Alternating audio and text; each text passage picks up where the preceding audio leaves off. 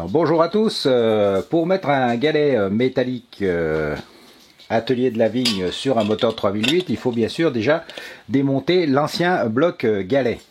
Donc jusque là, pas de problème particulier. Si vous avez des doutes, allez voir les tutos de l'atelier de la vigne sur la chaîne l'atelier de la vigne pour pouvoir accéder jusqu'à ce niveau-là. À partir de là, à présent, il va falloir dévisser l'ancien galet pour le remplacer par le galet métal. C'est parti. Alors, il suffit de serrer le galet dans des mordaches en bois et d'utiliser la clé qui va bien pour dévisser l'écrou du galet. Cette clé qui permet de dévisser ces gros écrous, mais également les écrous de bas de pédalier des Solex 3008 est disponible à la boutique de l'atelier de la vigne. Donc vous récupérez bien sûr l'écrou et la petite rondelle plate. Ensuite, vous pouvez enlever la cloche d'embrayage et l'embrayage lui-même, enfin la flasque d'embrayage. Et vous avez ici ce qui reste, bien sûr, le galet. Alors on va mettre le galet métallique atelier de la vigne. Vous voyez qu'il est fait de la même façon que le galet d'origine, ici. La seule différence, c'est bien sûr qu'il est en métal et qu'il est léger, il est plus gros que le galet d'origine en diamètre. Il est de la taille en fait des galets de 2002-3003, ce qui devrait apporter une meilleure démultiplication à votre moteur. Donc ça, c'est un élément qui est important. Pour le monter, qu'est-ce que je fais? Eh bien, j'huile un petit peu cette partie pour qu'elle rentre bien dans le joint là, du déflecteur. Ensuite, je remets la cloche d'embrayage, la rondelle plate, l'écrou, et puis je vais mettre tout ça avec une mordache à l'étau pour le serrer fortement. On installe tout ça à l'étau, on serre et on va réutiliser la clé pour bloquer tout ça fortement. Une fois qu'on a monté le galet, on s'assure bien sûr qu'il fonctionne correctement et puis on met un petit coup d'huile de ce côté pour qu'il s'enfile bien dans le joint spi et on l'installe en place.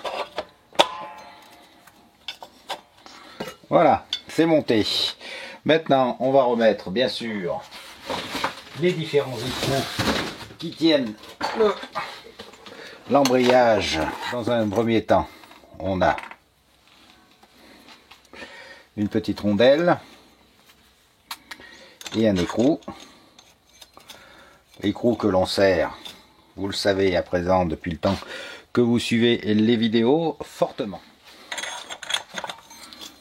Allez, on le serre.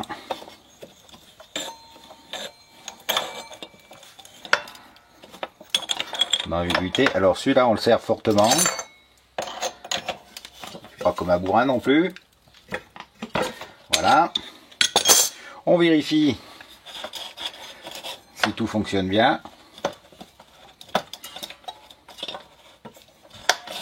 C'est le cas. Le galet tourne bien, le vilebrequin tourne bien. On remet le déflecteur. Ensuite on va remettre bien sûr l'embrayage, l'écrou de l'embrayage et on va serrer cet écrou très fortement. Alors vous savez la différence, hein, le deuxième écrou doit être serré très fortement, le premier écrou doit être serré fortement, sans plus. Alors je mets mon centreur en embrayage. Voilà. Oups. Je serre l'écrou. Voilà, il est embuté. Et maintenant, je vais le serrer fortement. Alors l'autre, j'avais mis que ce levier. Pour celui-là, je rajoute ce bras de levier. Voilà. J'enlève le centreur d'embrayage. Je vérifie à nouveau si le galet tourne, c'est le cas. Et si le vilebrequin tourne, eh bien c'est le cas aussi. Bon, il nous reste à présent à mettre, bien sûr, la platine d'allumage qui est ici. On remet les 3 boulons qui tiennent la platine d'allumage.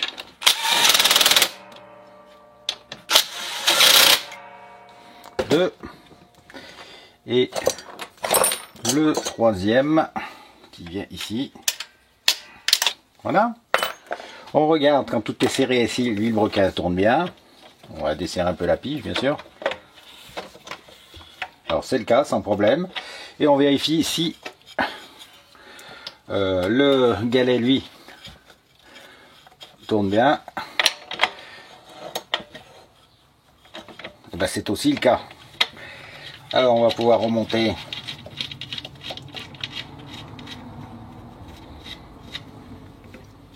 le volant magnétique, vérifier bien sûr vite fait si l'allumage est bien calé.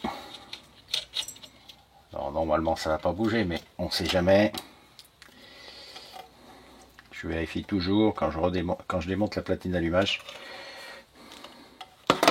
où en est l'allumage après. Alors le voilà, je vous passe devant, je mets en route. Parfait, ça fonctionne. Et bien maintenant ce que je vous propose c'est de le mettre en route là pour voir si ça pétouille. Alors bien sûr on va enlever ça et remettre le boulon de vis de calage. Alors c'est un remontage rapide, hein, c'est juste pour vous montrer comment le galet métallique se monte sur ce moteur. Et puis on va vite fait le mettre en route. Et pour ça je vais chercher bien sûr la petite perceuse. Allez, on met en route.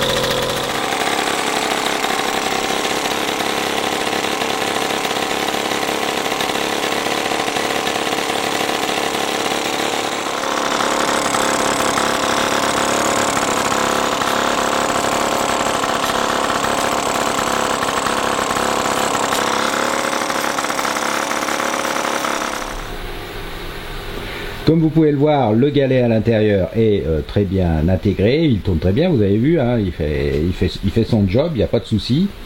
Et ce galet va être distribué par l'atelier de la vigne en 3 diamètres et en 3 donc dénominations: le galet race, le galet standard et le galet surmultiplié. Donc le galet race, c'est celui qui est monté ici. Alors il est d'un diamètre supérieur au diamètre d'origine, ce qui permet une meilleure démultiplication, c'est-à-dire normalement plus de vitesse avec des tours moteurs moindres. Donc c'est un galet race performance. Le souci avec ce galet, c'est comme son diamètre est plus gros, il est possible, là en l'occurrence c'est le cas sur le mulet parce que je sais que la fourche est faussée, que lorsque le moteur sera relevé, comme c'est le cas ici, votre galet continue à frotter légèrement le pneu. Ça, il faut le savoir. Sur le modèle standard, pas de souci, puisque ça sera exactement la même dimension qu'un diamètre normal. Et sur le modèle surmultiplié, qui sera donc d'un diamètre inférieur au modèle standard, ben, pas de souci non plus, puisque le galet sera encore d'un diamètre plus petit. Mais ça, on va en reparler ensuite. Alors, pour montrer que en effet, le galet frotte uniquement si le Solex est en mauvais état, je vous ai monté ce même moteur sur un cadre absolument neuf. Donc voilà, le galet est là et vous voyez que le seul moment où le pneu qui est neuf aussi frotte, c'est où il y a un excès de gomme, vous savez là, le centre là qui a un peu plus de gomme que d'habitude quand le truc est neuf, et vous voyez que ça lèche à peine. Donc effectivement c'est bien le pneu usé et la fourche légèrement faussée du mulet qui faisait que le galet touchait lors de l'essai sur le mulet. Donc vous voyez qu'avec un Solex en bon état, eh bien il n'y a pas de problème entre le pneu et le galet lorsque le moteur est relevé. C'était important de le noter, c'est pour ça que j'ai monté ce moteur sur ce Solex 9 pour vous le prouver en image. Donc le voici, ce galet, hein. Une fois que j'ai démonté le moteur, comme vous pouvez le voir, une très belle fabrication. Donc ce galet est fabriqué en France. Donc l'usinage est fait chez nous, le montage est fait chez nous, et il est dessiné conformément bien sûr au plan des galets d'origine. Donc comme je vous l'ai dit, il y aura trois types de galets. Le galet race, qui sera d'un diamètre plus gros que celui d'origine pour offrir une meilleure performance. Il y aura le galet que j'appelle perf, donc il sera un galet métallique au diamètre identique au galet d'origine, donc qui vous permettra d'avoir un galet métallique, j'allais dire tout terrain. Et il y aura un galet surmultiplié qui sera d'un diamètre inférieur au diamètre d'origine et qui là vous permettra non pas d'avoir plus de performance mais plus de couple. Voilà. Donc on a étudié ça donc avec Nicolas qui est le concepteur de ce galet et qui veut bien faire bénéficier l'atelier de la vigne, et ça vous permettra d'avoir en fait trois types de galets qui ont déjà fait leur preuve sur les Solex. Alors le galet race en effet est d'un diamètre équivalent au galet des 3003-2002. Vous avez souvent, je pense, comme moi, fait des balades avec des 2002, avec un 3008, et vous avez constaté, avec un certain étonnement d'ailleurs, quelquefois, que les 2002 allaient plus vite que les 3008 d'origine. Pourquoi? Eh bien simplement parce que leur galet est d'un diamètre plus gros et donc ils ont une meilleure démultiplication et ils avancent donc plus vite. Donc galet performance. Donc ce galet race est basé sur l'expérience qu'on a pu tirer de ces 3003-2002. Le galet ordinaire d'un 3008, eh bien pas de souci, tout le monde sait ce que c'est, tout le monde voit ses performances, donc il aura simplement la qualité galet métal. Et puis le galet surmultiplié, que je n'ai pas encore là parce que je vais bientôt les recevoir, eh bien il est d'un diamètre égal, enfin non, il est d'un diamètre supérieur à ceux des microns. En effet, le micron c'est un diamètre 38, et le galet donc surmultiplié aura un diamètre d'environ 40. Alors, pourquoi on a pris exemple sur le micron? Eh bien, le micron, vous savez que c'est un Solex qui est sans pédale. Donc, Solex, la marque Solex, avait réfléchi un petit peu pour se dire, du coup, dans les montées, comment on va faire? Le gars, il va être obligé de patiner, de faire la trottinette, entre guillemets, pour pouvoir le faire avancer. Donc, ils se sont dit, on va mettre un galet plus petit, donc il y aura plus de surmultiplication, et ça permettra de passer la plupart des petites côtes. Voilà. Donc, c'est pour ça qu'en se basant sur l'expérience vécue sur les 3003, sur les microns, et puis sur les 3008 ordinaires, on vous propose ces 3 grammes de galets. Ces 3 gammes de galets, pardon. Ils font pas 3 grammes, ils font beaucoup plus.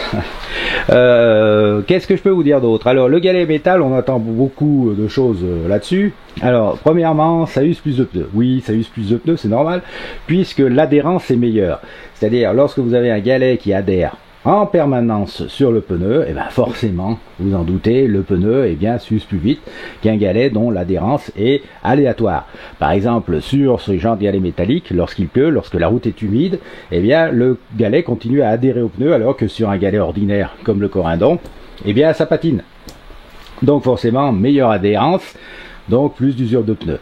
Mais attention, plus d'usure de pneus, ça ne veut pas dire non plus que vous allez changer votre pneu de tous les 15 jours, sauf si bien sûr vous allez faire cirer, relever le moteur, le lancer à fond et le balancer sur le pneu. Mais ça, même avec un galet en Corindon, vous pouvez user votre pneu très rapidement. Donc, usure du pneu, oui, mais, voilà, ça c'est le premier point.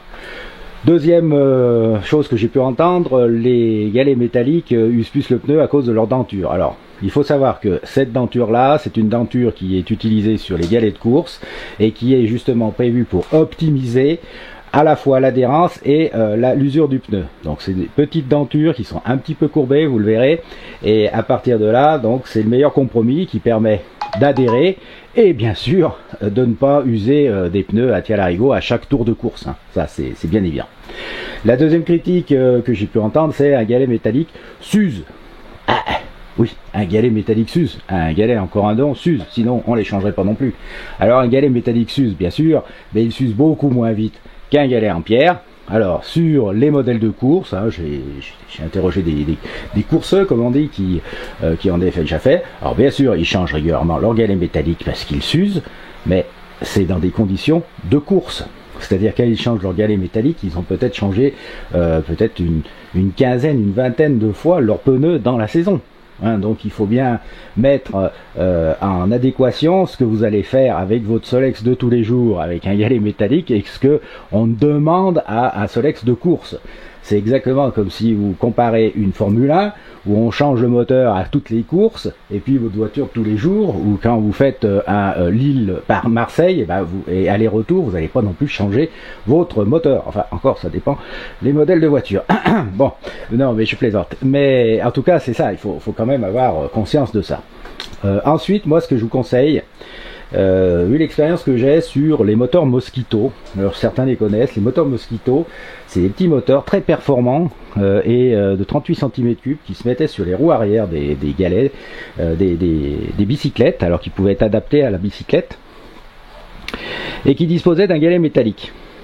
Et ce galet métallique, eh bien, j'en ai jamais changé sur les Mosquito, sauf à une reprise. Eh bien tout simplement parce que le galet était usé, parce que le pneu n'était pas assez gonflé. Et ça c'est important. Un pneu sous-gonflé use plus facilement le galet, alors qu'il soit métallique ou en pierre, qu'un pneu surgonflé. Donc moi ce que je conseille toujours, si vous mettez un galet métallique, c'est de surgonfler de 0,2, 0,3 bar votre gonflage d'origine. Voilà. Bon. Alors par exemple moi je pèse un certain poids. Vous l'avez pu le constater, donc je gonfle toujours mes galets, mes pneus de Solex à 2,5 kg, hein, alors qu'il est prévu je crois 2 kg ou 2,2 kg au maximum. Comme ça j'ai jamais eu de problème de sous-gonflage, d'usure, etc. Donc moi je vous conseille de faire la même chose sur ces galets.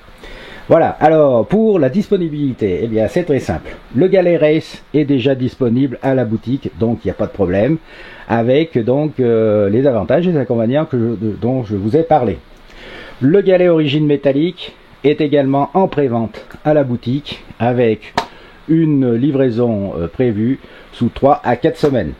Et c'est exactement la même chose pour le galet surmultiplié, qui lui aussi est en pré-vente à la boutique, avec une livraison prévue sous 3 à 4 semaines. Donc voilà, si les galets métalliques vous intéressent pour vos moteurs de 3008 ou de 5000, eh bien sachez qu'ils sont maintenant disponibles à l'atelier de la Vigne, Made in France, et pensez tout particulièrement pour vous, parce que vous le savez, au mois d'avril, on avait fait un sondage pour voir quelles pièces vous voulez monter sur vos Solex, vos Mob, et le galet métallique pour 3008 était revenu en tête des préoccupations des solexistes, et donc eh bien l'atelier de la Vigne a pensé à vous. De la même façon, par exemple, pour les Mob, venait en tête des priorités des jantes de 17 pouces pour pouvoir refaire les jantes bâton des mobylettes. Eh bien l'atelier de la Vigne les a mis également, les a réalisés et sont à disposition également à la boutique. Et petit à petit, on va vous proposer des pièces comme ça en fonction de vos besoins. Voilà, si cette vidéo vous a plu, n'hésitez pas à la partager, à la liker. Et si vous voulez un galet métallique, rendez-vous sur la boutique de l'atelier. À bientôt!